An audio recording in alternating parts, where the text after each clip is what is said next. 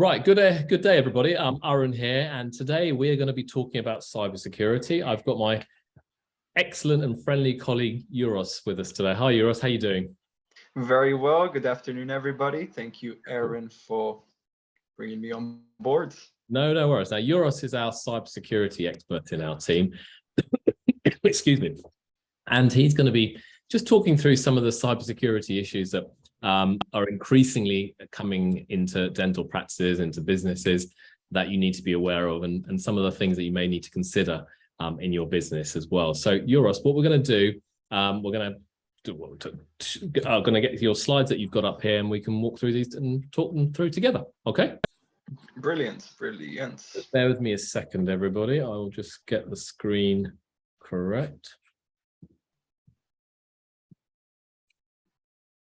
Can we see them? Can you see the slides, Euros?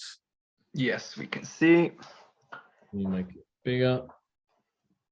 Can you still see them? Absolutely. Okay, right. So let's crack on. So first thing, for anyone who hasn't seen any of our webinars or any of our things online, the team at Samera, we're accountants and advisors to many dentists across the UK. We have a long-standing reputation in the sector. And we've been helping also many people build practices and run practices successfully over the last 20 years, okay? We have literally hundreds upon hundreds of clients, okay?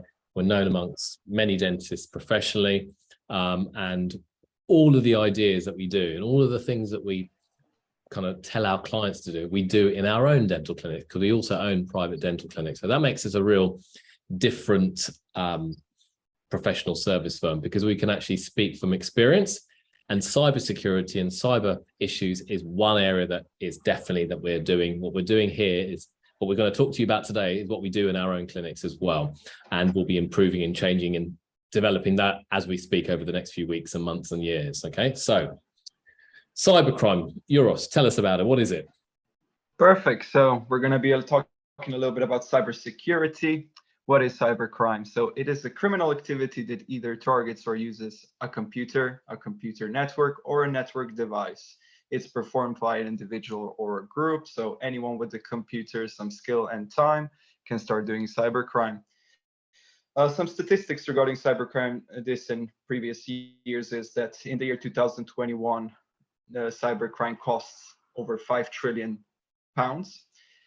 December this year, around 39% of UK businesses have already been attacked. And for a small or medium-sized business, the average cost of a breach is £75,000. So 39% of businesses have had a cyber attack, and that could be data being stolen or some various things, but usually varies from ransomware to man-in-the-middle attacks to a lot of phishing. Okay, so 75 grand, that can put a lot of businesses out of business, that amount of money. Absolutely. That's some people's monthly turnover as well. Yeah, or yearly turnover. So that's a lot of money. Okay, all right. So what are the different types of cyber attacks that are there? So here we have a few different varieties. There are more, but these are some of the most relevant ones to the businesses. So we have ransomware, spoofing, adware, spyware, phishing. The list goes on and on, but the ones that we're going to talk about today are malware. Okay. So let's crack on. We'll go to malware, which is a broad term, but it's short for malicious software. Malware is designed to cause damage to a standalone computer or a networked PC. It is a malicious file or code typically delivered over a network that infects, explores, steals, or conducts virtually any behavior an attacker wants. So there's several types of malware, such as spyware and adware, but we'll be talking about this on a later occasion. So okay. The next one we're going to go ahead. So quite many questions on malware. So for instance, I know, wasn't there there's some kind of malware that's been distributed via WhatsApp, correct? Okay. Well, yes. Yeah, it's quite common, increasingly common, isn't it? So that's infecting people's phones, stealing data. I have to say, personally experienced one on my phone recently, and unfortunately, the only way to solve it was to reformat my phone, which is a big deal. Yeah, no, that's costly, and if they steal data as part of that, it's a complete headache. So malware that's been around a long time. It's malicious software, as Euros has mentioned, and watch out for it. Absolutely. Man in the middle. That sounds like an interesting term. What is that? So it is when a perpetrator positions himself in a conversation between a user and an end application, either to eavesdrop or just write down all the information that was exchanged between the two parties. So I'll give you an example. One of the easiest way to explain is literally your mailman opening your bank statement, writing everything down, closing the envelope, and still delivering it to your door. But somebody else has all of the information it's your personal information. So in a dental clinic, how would this happen as an example? Give me an example. I'll give you an example in a dental practice. So let's say you and the supplier have a long outstanding relationship. A new person joins along and starts pretending to be a representative from that company. You start trusting them, start doing finances with them, accounting with them, and then a month later you realize that that person was completely fake. But how do they get to be that man in the middle? What do they actually do? Oh, they actually just have a look at your email. They try to copy where the email is coming from. So let's say that your supplier is Avalon. I'll just make up a name. So yeah. Avalon, so they will put James Marriott at avalon.com. Fair enough, a lot of people wouldn't even notice. So it's very, very stealthy. And the only signs that you have to look for is the discrepancies with invoicing and things like that. Yeah, this is another area I've seen. As accountants, we're always targeted for this type of stuff, and absolutely we've seen this happen. And luckily, we haven't been caught out thus far, and the team are always aware of what to yeah, do. always aware. Always that's aware. Good, but that's always, good training and education. I don't know about good training, maybe it's a bit of luck as well, but I've always seen such things come through, and they always look a bit fishy, and they look, oh, that's interesting, when you realize that's not quite right. Okay, so man in the middle. Thank you. All right. Next one, business email. Next one. That's one of the largest growing problems that targets organizations of all sizes across every country. So BEC, that's the abbreviation of it. So scams have exposed organizations to millions of pounds in potential losses. How it works that an attacker targets a business to defraud the company. They also target employees and try to trick them into revealing important business information. And criminals usually use emails to pretend to be business representatives, which is very similar to the man in the middle, just with a bit of a different trickery. It's recognized by the FBI, and they have officially 5 different types. One of them is CEO fraud, false invoice scheme, data theft, etc. Okay, but sometimes what you find, I've seen this before, like let's say our company is Samera and our domain is samera.co.uk. You might get they might create another email address that has Arun at Samera-UK.com or something like that, which is a domain name operated by us at all. Okay, but they've got the third-party email address. So, hi, this is Arun. How you doing? Can you send me some information? And the third party might send it to them. Before you know it, information's been stolen and gone. So absolutely, this is a big area, and trying to police it is a complete nightmare. So you have to be very careful here. Absolutely. Yeah. Okay. Right. Ransomware. This is a one. This is one of the best ones in the group, to be honest. It's best is the worst. The best one, honestly. It's become the most prominent and visible type of malware. Recent ransomware attacks have impacted hospitals, crippled public services, caused significant damage to various organizations across the globe, to be honest.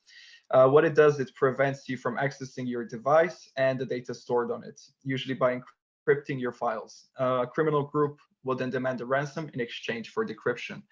In most cases, when the ransom is paid, the data is not released. And in some cases as well, even after you pay for the data to be released, they release it to you. A week later, they hack you again, ask for money again, because they know if you surrendered once, you will surrender again. So what's the key here? How do you protect yourself in this situation?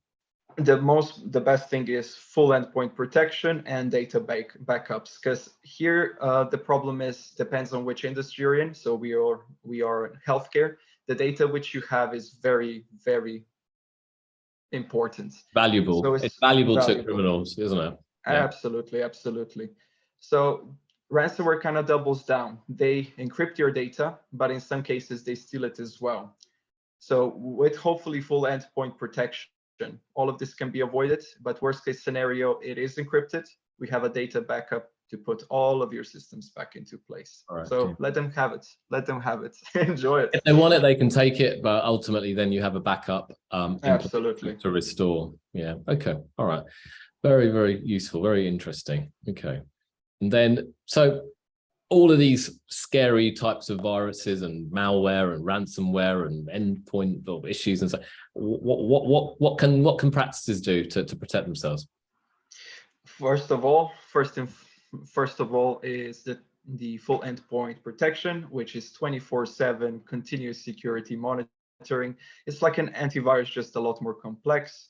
Employee training we find extremely important. So training and educating your employees on cybersecurity threats and how to spot potential viruses and dealing with them appropriately.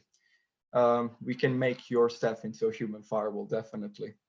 Vulnerability assessments, we will constantly scan your computers to check if your systems are up to date.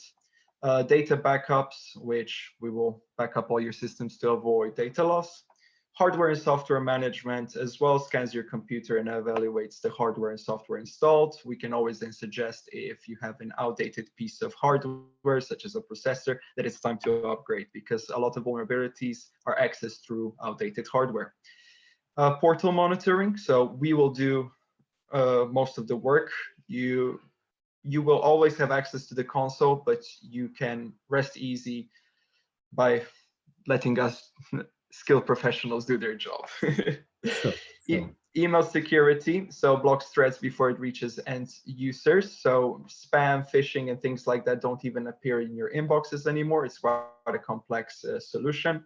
Disaster recovery, which is able to restore systems within minutes. Our normal data recovery takes about 2 to 3 hours. So for continuity, this is one of the best things to have. And data loss prevention just prevents leakage of sensitive information between two parties. So these are only some of the products that we currently offer. We are always flexible in our product range, so you will always get exactly what your business needs. That's pretty much it. Okay, brilliant. Euros, that's been very, very helpful. Now, Euros is our in-house Samera cybersecurity expert. We feel that we've seen many practices are vulnerable to viruses, ransomware, other attacks. And as we get into next year, I think such viruses, such raids, such cybersecurity threats are only going to rise. Okay. Absolutely. Only going to rise. One of the areas we strongly recommend is people to get the Cyber Essentials qualification first, and we can certainly help you get that for your business to make sure you've got the basics right. But then on top of that, there's a whole range of stuff that Euros has just briefly outlined here that we can help you with preventing a lot of this happening in the first place. So if you need any help, Euros is your man, and he can be contacted on that email address, euros.turcic@samera.co.uk. Any last final comments, Euros, to share today? No, thank you very much for your time today. Please get in touch and we can discuss how we can protect.